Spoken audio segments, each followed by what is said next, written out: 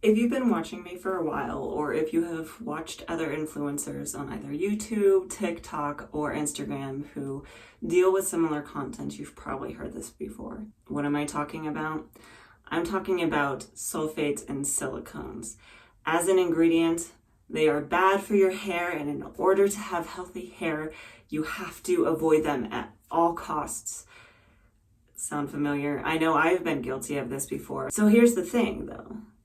If they're so bad for our hair, why are they still in so many hair products? Why is it that they're so hard to avoid if they're so bad for us? Now, today I kind of want to go over a few different things. I want to go over sulfates and silicones as an ingredient, what they do, why they're in our products, what they do for our hair, both good and bad, and how to recognize them. That being said, the goal of this video is just to give you information to make any decisions yourself going forward. It is not to cast judgment or shame on anybody. I just want to review this, and I will be linking all of my sources in the description box below, and please be kind to one another in the comments. I know this can be a little bit of a touchy subject for a lot of people. Let's just go ahead and get started. If you are new to my channel, hi, my name is Lena, and welcome to my bathroom. Let's get started. The first ingredient I want to discuss today is sulfates. Quickly, how do you spot them? They're pretty easy to spot. They say sulfate in the ingredient list, and it's typically the first 2 or 3 ingredients. The most common being sodium lauryl sulfate or sodium lauryl sulfate. Now, I want to go into here in a little bit more depth. Why are they in our products? So what are the pros of having a sulfate in your shampoo? Well, very briefly, the reason that they're in our products is because they are very good at cleaning. They are very deep cleansers. They strip your hair of oil, they strip your hair of grease, dirt, any buildup that's in it, even product buildup, silicones, they can remove it. So that is definitely a big plus. The other big reason they're in our products is because of the lather. Now, the lather does 2 things. One, it helps just to spread the product throughout your hair a lot easier, and therefore also helping you to use less of the product itself. And 2, those little bubbles really help to lift up the dirt and debris. So that is definitely a big benefit. It is very clarifying and very cleansing. So what are the cons? Well, the biggest is that it's too cleansing. It lifts away the dirt and debris and buildup, yes, but it also lifts a lot of the natural oils in our hair that we actually need.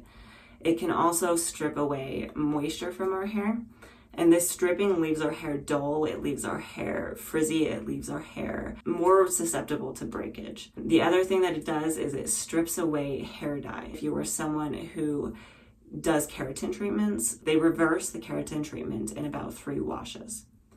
Another thing to keep in mind, and this isn't necessarily everybody, but they can irritate the scalp as well. Another thing that briefly I want to talk about is, are they actually dangerous? If they're dangerous, obviously we shouldn't use them. The simple answer to this is no. All of the research that I did showed there is no scientific backing to prove that. So should you be using them? Well, this is where things get a little bit more controversial. So again, please hear me out before you rip me apart in the comments. It depends. I think it really depends on the person, it depends on your hair, it depends on your needs as to whether or not you use these. Now, there are some people out there who may just choose to use them because it's easy, they're easy to find, they're cheap. That is just what their go-to is, and that is definitely okay. Now, the other 2 reasons that you may want to use them are, 1, if you work in an environment that is a lot of grease, a lot of oil, so say you work in a kitchen at a fast food restaurant. Sulfates could do a really good job of removing the oil and grease buildup in your hair, because that can definitely be an issue when you work in a kitchen. The second reason, maybe you just can't afford it. If you're someone like me, when I first started my healthy hair journey, when I went to go find a sulfate-free shampoo, I kind of balked a little bit at the price. Now, not everybody is going to suffer with this or struggle with this, but for me at the time that I started this journey, an extra $3 or $4 for shampoo seemed ridiculous. I was used to spending $1 to $2 on a bottle of shampoo that would last me for months, and suddenly I'm going to a product that for like half the size was at a minimum $5. Now, if you personally know of a sulfate-free option that is cheaper, please leave it down in the comments below for anybody who might be struggling with this. But that being said, if you just cannot afford a sulfate-free option, here are some quick tips as to ways that you could help make your sulfate shampoo a little less damaging. The first one being, try to use it as infrequently as possible. So if you're someone who washes your hair every day, try to stretch it out a little bit. If you're really struggling to stretch it, you could try rinsing your hair out just with water and see if at least at first that's enough, and then kind of slowly start to stretch it out, see where your point is. Another option, if you really just need to wash your scalp, you could go in with your conditioner and use it like a co-wash. So you can use a conditioner kind of like a shampoo. Most of the way it's going to remove anything in your hair is just the friction of your fingers scrubbing your scalp, so you may have to spend a little bit longer, but it could help you stretch your wash days just a little bit.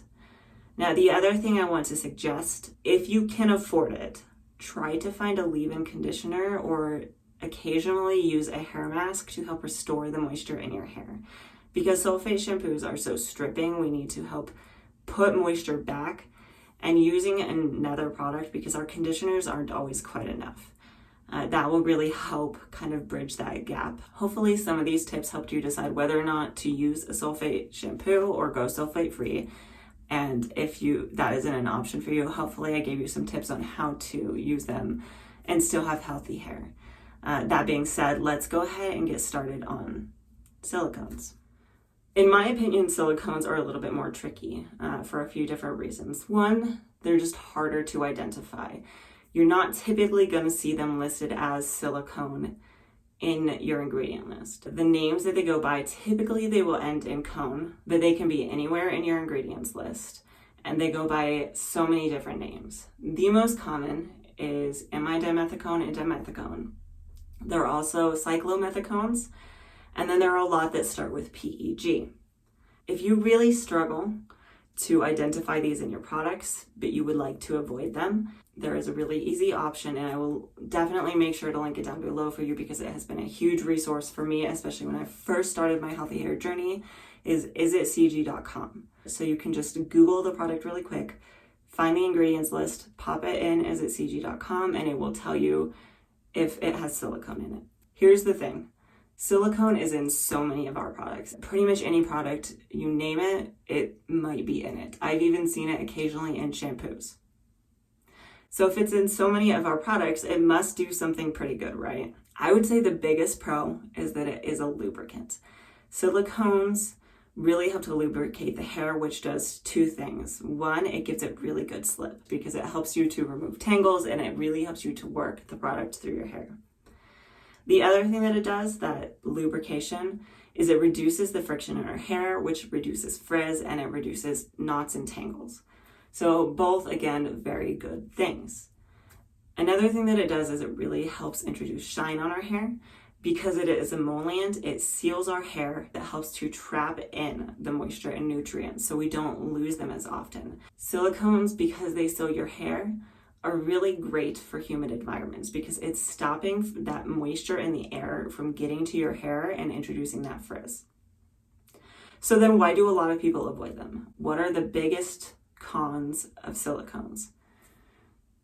Again, its best friend is also its worst enemy. The fact that silicones seal your hair means that future nutrients and moisture have a hard time getting in. And that silicone can build up really easily on your hair, which again stops the moisture from getting in and over time can decrease the health of your hair, making it dull, making it frizzy, and introducing breakage into our hair. Now, I do want to touch on very briefly, because there are people out there who say it's dangerous. My research, again, same as sulfates, says that it is not dangerous. There are no studies scientifically done that prove that it is a danger to you. So both sulfates and silicones are safe to use. So here's the thing, should you use silicone in your products? This one I think is a lot trickier than a lot of us want to say. And I know a lot of people, because it's just easiest to do, just say no silicones. And I definitely get that. I was in that camp for a long time. It's just easier to avoid. But again, I am in the camp of it depends. And that is the hard thing. And that's part of why I wanted to make this video, is I want to give you personally the information to make that decision for yourself, because everybody has different needs. So why does it depend? What are the biggest reasons you may want to use silicone? Again, the list of pros is fantastic. It helps in humid environments. It helps seal your hair in. It gives it shine. It decreases frizz. There are a lot of really good things about it. The biggest issue being the buildup. And again, another thing I want to reiterate is that products that have silicone in them tend to be cheaper, because it's a cheaper way to introduce slip. It's a cheaper way to give your hair shine. It's a cheaper way to seal it. The alternatives are things like jojoba oil, aloe vera, and shea butter. And those things can be kind of expensive. Again, the cheapest product that I could find, the cheapest conditioner that I could find that is silicone free is, I've had other videos with this, but it's the Tresemme Botanic Coconut and Aloe Vera. And that one still ranges about $5. So for someone who can't afford that, what are your options? The great thing about silicones is because there's so many different kinds, not all of them are going to be an issue.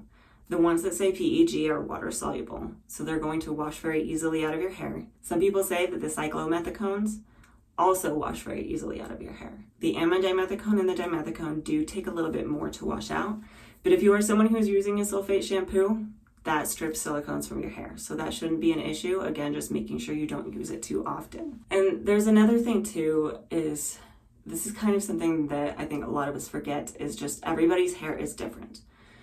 For some people, silicones will build up on their hair, but for other people, they don't cause an issue. And there's another thing to keep in mind as well, is that it might not be the silicone causing the buildup.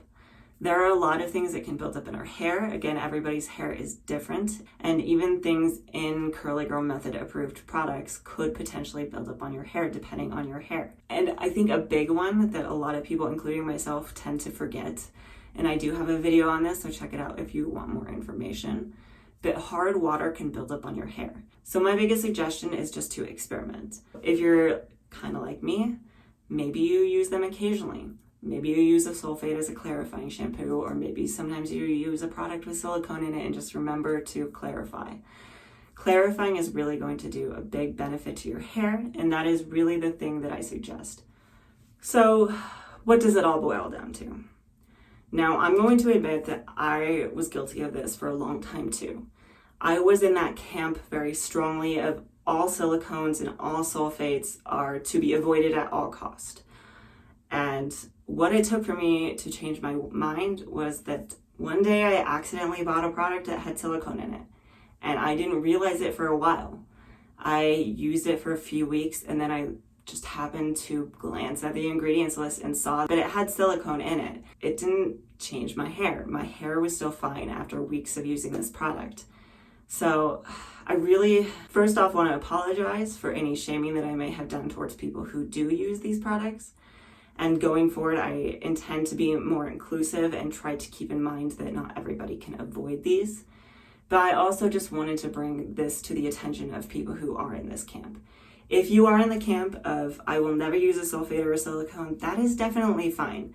I definitely get that, but bear in mind that there are other people that isn't an option for them, or they choose to not do that. And that is okay. We need to stop shaming one another for our hair product choices. But it's just also good to be aware of what they do so that we can counteract it. Hopefully this video wasn't too boring. Again, I want to remind you, be kind to one another, be kind to me down in the comments below. I know a lot of people probably disagree with me, but I wanted to put this out there for the people who just can't afford to avoid sulfates and silicone, and show you that there is a way to have these in your routine that is still healthy. If you have any other suggestions that are kind, leave them in the comments below for other people as well. Maybe product options that are in the cheaper realm, if you know of any. If you do like content like this, please like and subscribe. I do have a lot of healthy hair content. I do styling videos. I do just different technique videos as well. I do product reviews. I have done DIY haircuts, and I have done DIY hair treatments. If there's anything more you would like to see from me in the future, leave a comment below. I do post a new video every Tuesday, so definitely keep an eye out for that next week, and hopefully I will see you again.